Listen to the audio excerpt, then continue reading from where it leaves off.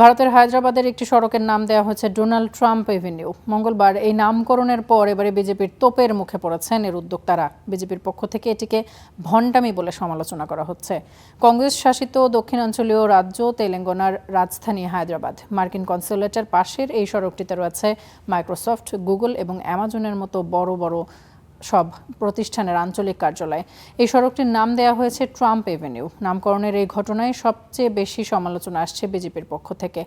ভারতের কমিউনিস্ট পার্টিও এটিকে অযৌক্তিক বলে সমালোচনা করছে। তবে কংগ্রেস বলছে এই নামকরণ হায়দ্রাবাদের ক্রমবর্ধমান গুরুত্ব এবং ভারত যুক্তরাষ্ট্রের যৌথ অংশীদারত্বের প্রতীক।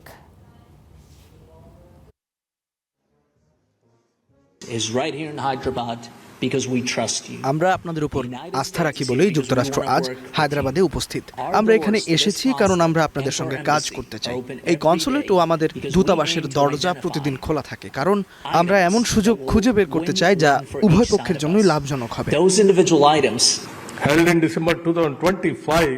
2025 সালের ডিসেম্বরে অনুষ্ঠিত তেলেঙ্গানা রাইজিং সামিটে আমাদের মাননীয় মুখ্যমন্ত্রী ঘোষণা করেছিলেন যে আমেরিকান কনসুলেটের পাশের এই সড়কটির নাম ট্রাম্পের নামে রাখা হবে। আর এই ঘোষণা বাস্তবায়নের জন্য এর চেয়ে ভালো সময় আর কি হতে পারে, যখন আমরা আমেরিকার স্বাধীনতার 250 বছর উদযাপন করছি।